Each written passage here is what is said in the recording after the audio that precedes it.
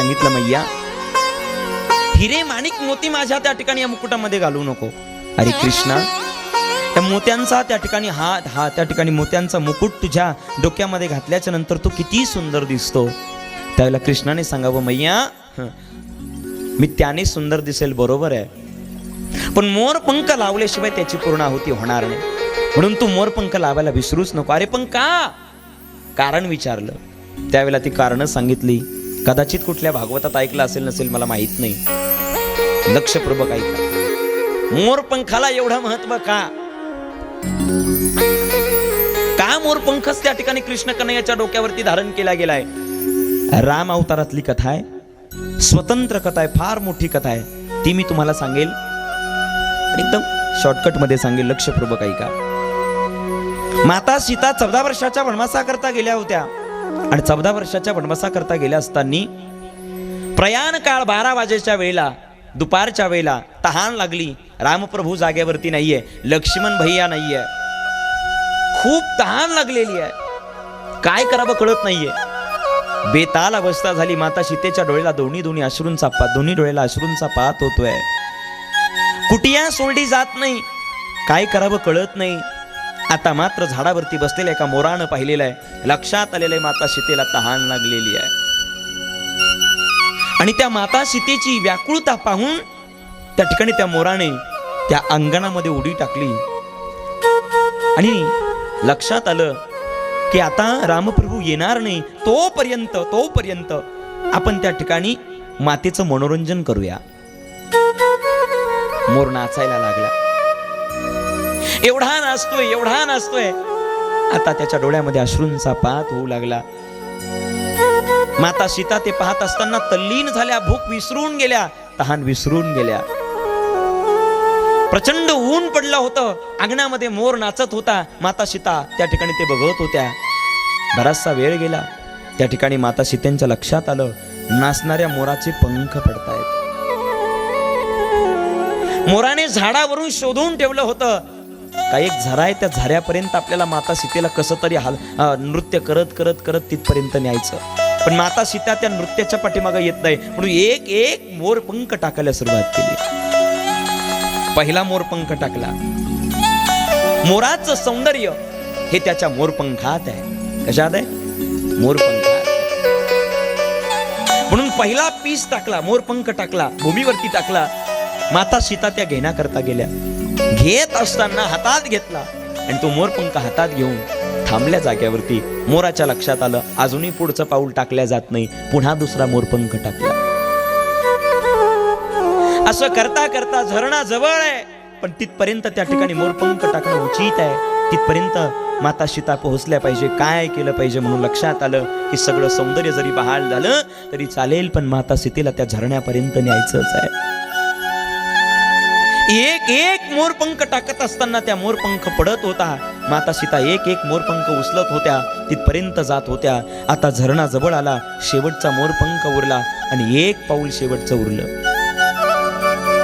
शेवटचा एक मोरपंख टाकला आणि माता सीतेने त्या ठिकाणी तो उचलला. लक्षात आलं, समोर जो वाहणारा झरणा होता तो पाहिला. अशी कवटाळी त्या ठिकाणी हातामध्ये घेतलेली मोरपंखांची. आणि महाराज ज्यावेळेला तो झरणा पाहिला त्यावेळेला मातेकडनं त्या ठिकाणी ते सगळं त्या ठिकाणी मोरपंख, मोर पिसारे सगळे त्या ठिकाणी खाली पडले, पाण्यामध्ये वाहून गेले. आता मोरपंख आपलं सौंदर्य संपूर्णपणे त्या ठिकाणी माता सीते करता त्या ठिकाणी वाहून बसला होता. संपूर्ण आपलं सौंदर्य पूर्णपणे त्या ठिकाणी कमी करून बसला होता. डोळ्यामध्ये पाणी होतं. माता सीता दोन्ही हातानं गटा गटा गटा गटा पाणी पितात आणि मात्र त्या ठिकाणी मोरपंख त्या झरणामध्ये वाहत आहेत, त्या पाण्यामध्ये वाहत आहेत. आता मोर रडतोय, माता सीता त्या ठिकाणी आनंदी झालेल्या आहेत. रामप्रभू तिकडनं आलेले आहेत आणि रामप्रभूंनी पाहिलेलं आहे की एक मोर ज्याला मोरपंख नाही अशा आवेशामध्ये एका बाजूला बसलाय आणि तो मोरपंख रडतोय आणि माता सीता आनंदाने त्या पाण्यामध्ये त्या ठिकाणी पाय हलवून त्या ठिकाणी आनंद घेत आहे. मोरपंख त्या ठिकाणी हरवून बसलेला मोर रामप्रभूंना पाहतो आणि त्या ठिकाणी अजूनच अश्रूंचा पात व्हायला लागतो. रामप्रभू सीता मातेपर्यंत येतात आणि पाहतात एका बाजूला त्या ठिकाणी सीता माता, एका बाजूला मोर. काय दृश्य लक्षात येत नाही. माता सीतेला विचारलं, तू इथे कशात कुठून आणि कुठपर्यंत इथपर्यंत आली, कशा तुला कसं कळालं की इथपर्यंत तू पाण्याच्या झरणापर्यंत कशी आली. सगळा वृत्तांत सांगितला. एक मोर आला, तो नाचला, त्याने एक एक मोर पंख टाकले, मी इथपर्यंत आले. आजूबाजूला पाहिलं, तो मोर रडत होता. महाराज रामप्रभूंनी त्या मोराला प्रश्न केला आणि सांगितलं, हे मोरा, संपूर्ण त्या ठिकाणी, हे मयुरा, संपूर्ण त्या ठिकाणी तू तुझं सौंदर्य बहाल केलेलं आहे आणि माता सीतेला तू इथपर्यंत आणलेलं आहे. त्यावेळेला तू अजून आनंदी व्हायला पाहिजे, तू रडतोय. त्यावेळेला त्या मोराने सांगितलं, त्या मयुराने सांगितलं, प्रभू, मला माता त्या ठिकाणी इथपर्यंत पोहोचले याचा आनंद आहे, पण ज्या वेळेला त्या इथपर्यंत पोहोचल्या त्यावेळेला माझं सौंदर्य त्यांच्या त्या ठिकाणी हातामध्ये होतं, त्यांच्या पोटाशी होतं, त्यावेळेला मी आनंदी होतो. पण ज्या वेळेला त्यांनी त्या ठिकाणी हे पाणी पाहिलं, जल पाहिलं, त्यावेळेला ते सोडून दिलं आणि त्या ठिकाणी आईने लेकराला जसं पाठ त्या धाडदिशी टाकून द्यावं आणि त्या ठिकाणी वाहून जावं ते लेकरू, अशा पद्धतीने माझं सौंदर्य पाण्यात वाहिलं, म्हणून मला वाईट वाटलं. माझं सौंदर्य त्या पाण्यात वाहतंय म्हणून मला वाईट वाटतंय. रामप्रभूंनी आशीर्वाद दिला, सांगितलं, हे बघ, तू त्या ठिकाणी, मी पुढच्या अवतारामध्ये मी कृष्ण कन्हैया म्हणून येणार आहे, मी युगंधर म्हणून येणार आहे. त्यावेळेला त्या ठिकाणी तू तुझ्या त्या ठिकाणी सौंदर्याचं प्रतीक म्हणून, माझं सौंदर्य मोठं नसेल, तुझ्यामुळे माझं सौंदर्य मोठं असेल, मी तुला डोक्यावरती माझ्या त्या ठिकाणी मुकुटावरती धारण केल्याशिवाय राहणार नाही. म्हणून त्याच दिवशी आशीर्वाद देऊन टाकला. हे मोरपंख धारण करण्याचं पहिलं कारण. ज्याला कळालं ना भाऊ, त्यालाच कळालं, बाकीचे लक्षपूर्वक ऐका, फार महत्वाचं आहे. राम अवतारामधली कथा आहे, स्वतंत्र कथा आहे. मला पुढे जायचंय अजून तर अत्यंत महत्वाची कथा आहे. मोर हा पक्षी राष्ट्रीय पक्षी आहे. मोर आपलं प्रजनन करत असताना कधी मैथून करत नाही. सायन्सने सिद्ध केलं, बरं मी नाही सांगत, सायन्सने सिद्ध केलं की मोर हा पक्षी कधी मैथून करत नाही, कधी त्या ठिकाणी मैथून करून त्याचं प्रजनन होत नाही.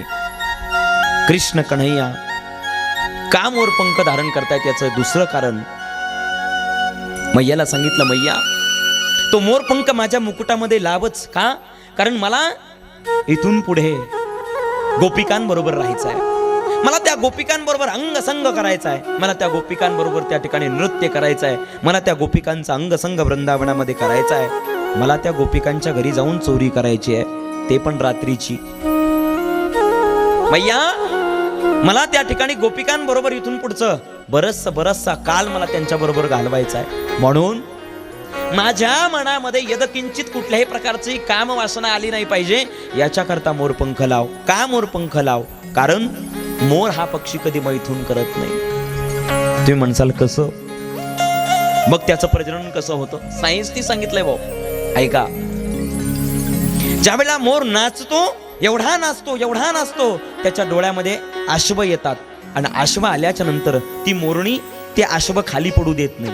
मग जाते आणि आपल्या कुशीमध्ये धारण करून घेते आणि त्यातनं तिला गर्भधारणा होते आणि नंतर त्या ठिकाणी तिच्यापासून तिला त्या ठिकाणी पुढे तिचं प्रजनन होतं, तिला त्या ठिकाणी नंतर त्यांची उत्पत्ती होते. मैया, मला गोपिकांबरोबर राहायचं आहे. म्हणून ज्या मोर पक्षाच्या अंतकरणामध्ये कधीच कामवासना निर्माण होत नाही, असा असणारा मोर पक्षी, त्या मोर पक्षाचे मोरपंख माझ्या या मुकुटामध्ये लाव. कारण मला त्या गोपिकांबरोबर राहायचंय, त्यांच्याबरोबर राहत असताना माझ्या मनामध्ये कामवासना नाही आली पाहिजे, म्हणून मोरपंख लाव. हे झालं दुसरं कारण. अजून तिसरं पण पुढे जायचंय, लक्षपूर्वक ऐका. लय जुन्या कथा सांगता येतात भाऊ, वेळेचा अभाव असतो. भागवत 2 सत्रात लागतं त्याला. मग हो, भगवंताने मोर मुकुट धारण केला, निघाले महाराज. त्या ठिकाणी आपल्या सर्व त्या ठिकाणी सवंगड्यांबरोबर वेगवेगळ्या प्रकारच्या सवंगड्यांबरोबर वेगवेगळ्या हरकती करू लागले. आणि त्या सवंगड्यांबरोबर राहत असताना पहिली लीला देवाने केली असेल तर ती पहिली लीला आहे. भगवंताने त्या ठिकाणी त्या गोपिकांना, त्या ठिकाणच्या त्या गोपालांना शुद्ध करावं, त्यांचं अंतकरण पवित्र करावं, याच्याकरता पहिली लीला केली. आणि ती पहिली लीला ही होती का त्या गावात आलेली पुतना मावशी, की तुमच्या अंतकरणामध्ये जर विष असेल तर मी त्याला मारल्याशिवाय राहणार नाही. पहिली लीला आहे. वृत्ती समजचा भागवताची पुतना नावाची वृत्ती आहे. या कथा सर्व त्या ठिकाणी आपण काल्याच्या कीर्तनात पाहणार आहोत. म्हणून हा शॉर्टकट नाही, पुढच्या कार्यक्रमाकरता ठेवलेला भाग आहे, तो राखीव आहे. उद्या परवा दिवशी आपण त्या ठिकाणी त्याचं विस्ताराने वर्णन पाहणार आहे. पुतना नावाची वृत्ती आहे. पुतना ही बालघातिनी आहे. ती मारत मारत पोरांना मारत मारत गावामध्ये येत होती. कृष्ण कन्हैयाने तिची बुद्धी फिरवली, तिला पटकन आपल्याजवळ बोलवून घेतलं आणि त्या ठिकाणी कृष्ण कन्हैयाने तिचा उद्धार केला. पुतना नावाची वृत्ती संपवली. गोकुळाला कळालं ज्याच्या अंतकरणामध्ये विष असेल तो गोकुळामध्ये राहू शकत नाही. आपल्या अंतकरणातला मैल कचरा दूर करावा याच्याकरता पुतना नावाची वृत्ती संपवावी म्हणून कृष्णाने लीला केली आणि पुतना मावशीचा उद्धार केला. त्यानंतर शकटासुर आला. अनेक राक्षस आले. या राक्षसांनी त्या ठिकाणी भगवंताच्या जवळ येऊन आपला स्वतःचा उद्धारच करून घेतला. याचं विस्ताराने वर्णन आपण त्या ठिकाणी काल्याच्या कीर्तनात पाहणार आहोत. आपल्याला पुढे जायचंय. काल सगळे म्हणले महाराज कृषी प्रधान देशाला पावसाची गरज असते, पण सर्वात मोठा संदेश भागवताने दिला असेल तो गोवर्धन लिहिलेच आहे. का भगवंताने गोवर्धन धारण केला याचं रिझन, याचं कारण काय? ज्यावेळेला कृष्ण कन्हैया गोकुळामध्ये आपल्या भैयाच्या बलराम भैयाच्या समवेत फिरत होते आणि दोघ जण फिरत असताना भली मोठी तयारी चालू होती. कशाची? इंद्र भगवंताच्या पूजेची. आणि इंद्र भगवंताच्या पूजेची तयारी चालू असताना बलराम भैया आणि कृष्ण कन्हैया ज्यावेळेला फिरत होते त्यावेळेला लक्षात आलं 56 प्रकारचे भोग लावलेले आहेत आणि इंद्र भगवंताची पूजा सुरू आहे. कृषी प्रधान देशातल्या लोकांनी समजून घेतलं पाहिजे बरं, फार महत्वाचं आहे. आपल्या देशाला पावसाची गरज असते म्हणून आमच्या बाडवडिलांनी सुद्धा आम्हाला शिकवलेलं आहे. ये रे तुला देतो, पैसा झाला खोटा. आता तसं राहिलं नाही बाबा. आता इंग्लिश मीडियमची शाळा आली, वाटोळं झालं. ती बाई पोरांना शिकवते रेन रेन गोवे, पावसा पावसा परत जा. अभि कुठे नेऊन ठेवली आमची संस्कृती. आमच्या वडवडिलांनी आम्हाला सांगितलं की आपला देश कृषी प्रधान आहे, कृषी प्रधान देशाला पावसाची गरज असते म्हणून म्हणा पोरांनो ये रे पावसा. ही आमची परंपरा होती.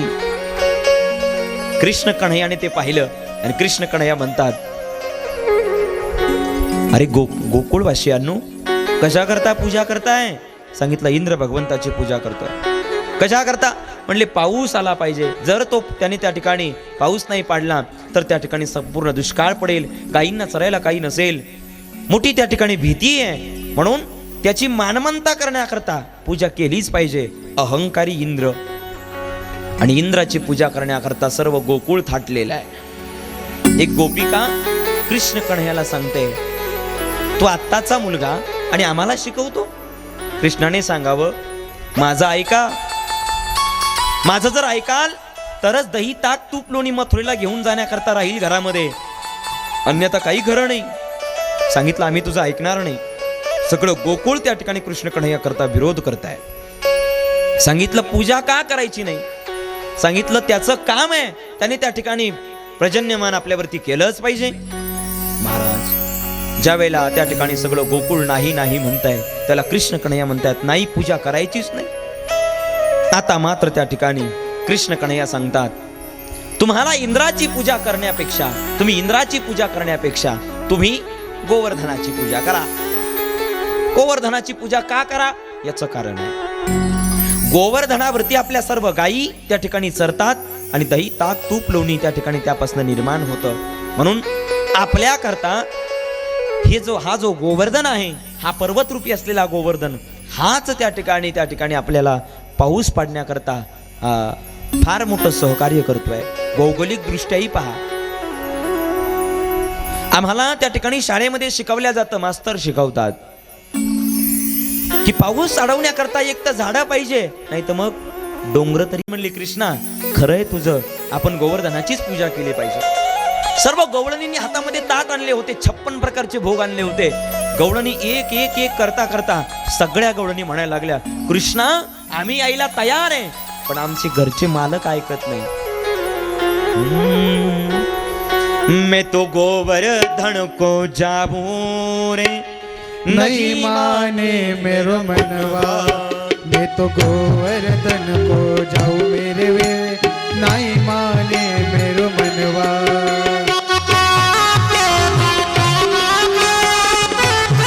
ताली बजाते हुए बड़े भाव से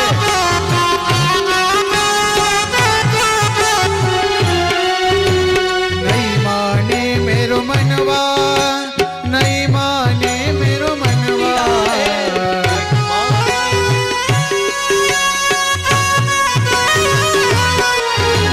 नहीं माने मेरो मनवा, नहीं माने मेरो मनवा. मैं तो गोवर्धन को जाऊं, नहीं माने मेरो मनवा. मैं तो गोवर्धन को जाऊं मेरे लिए, नहीं माने मेरो मनवा. ताली बजाते हुए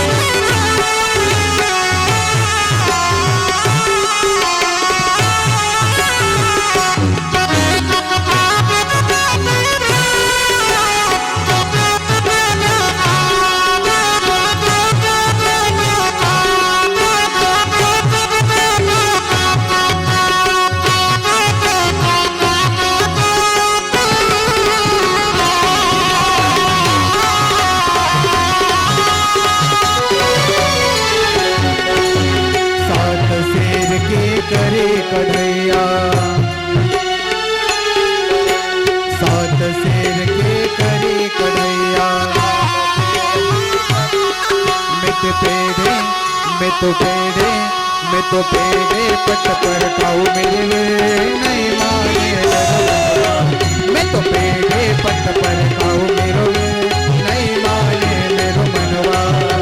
नहीं माने मेरो मनवा, नहीं माने मेरो मनवा.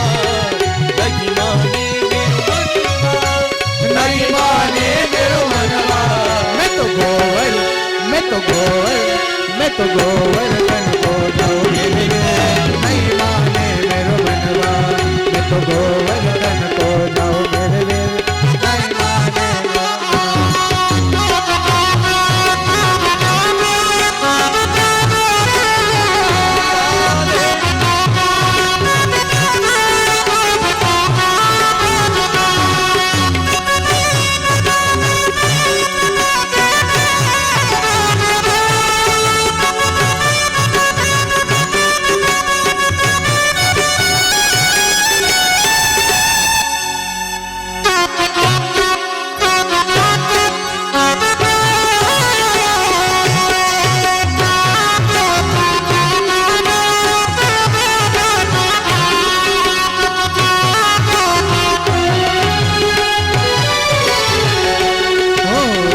मेरो कोस की दे परिक्रमा,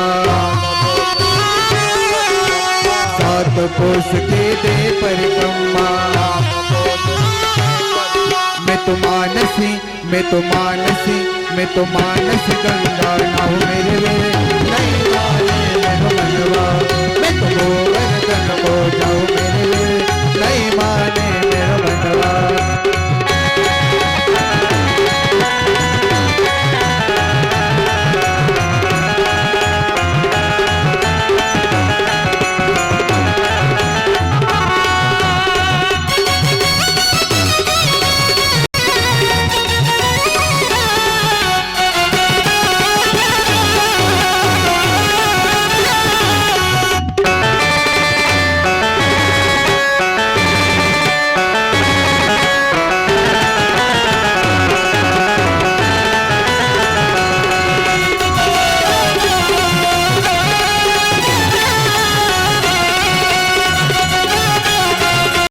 कोपऱ्यातले.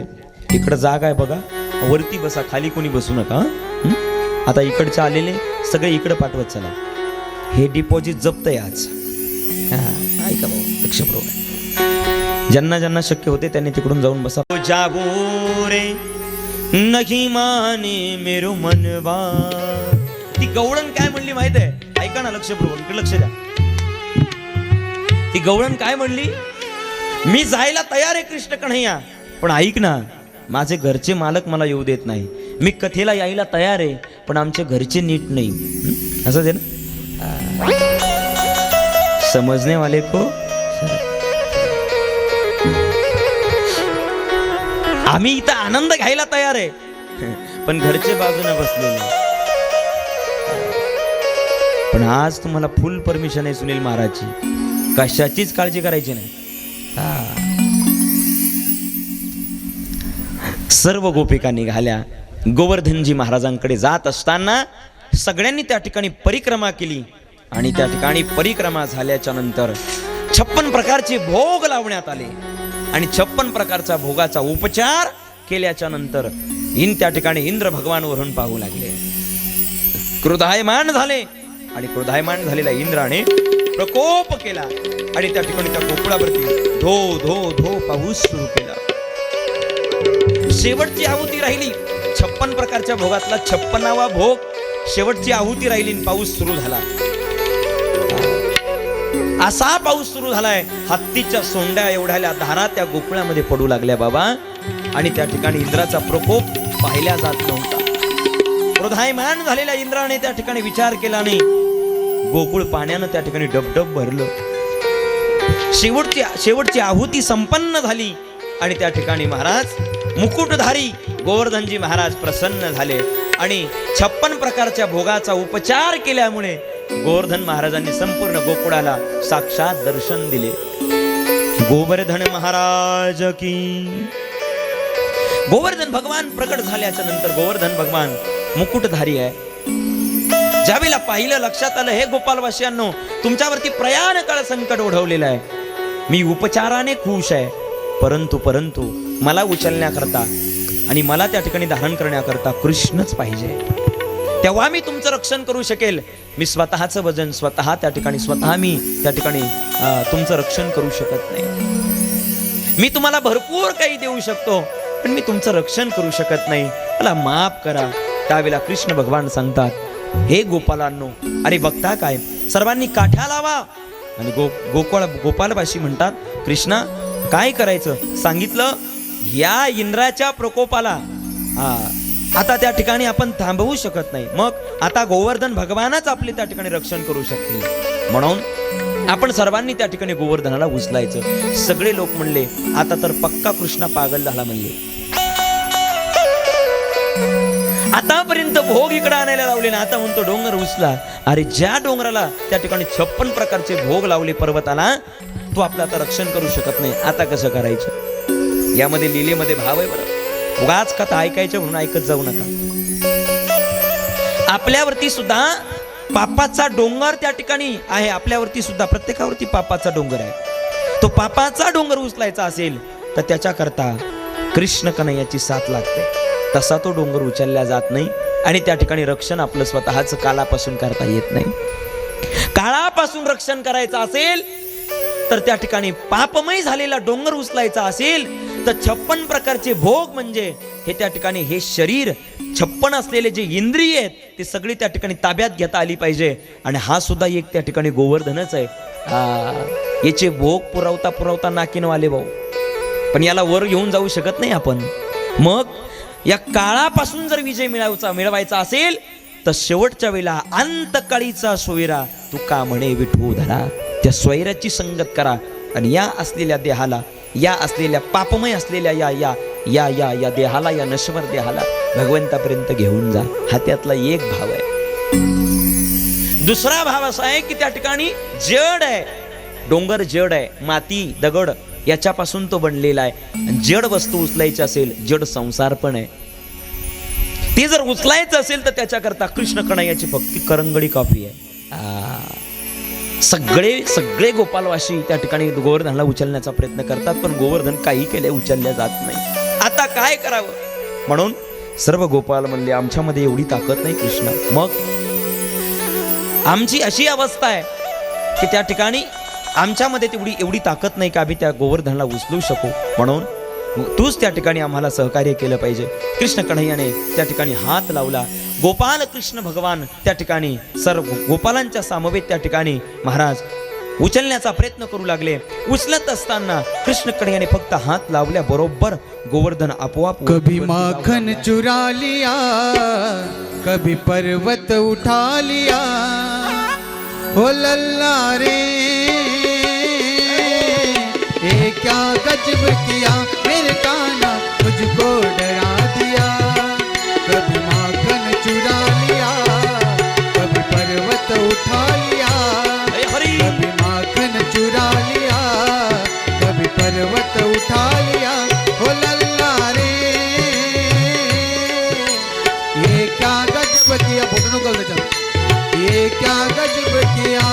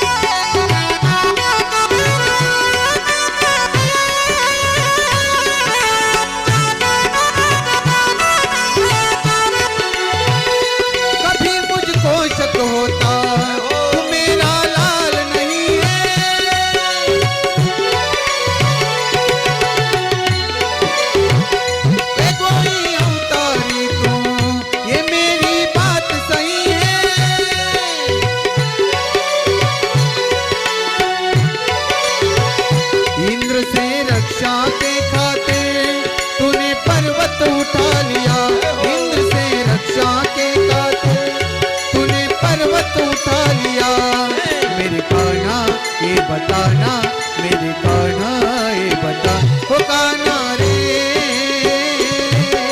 ये क्या गजब किया. मेरे कान्हा मुझको डरा दिया. कभी पर्वत चुरा लिया, कभी माखन चुरा लिया, कभी पर्वत उठा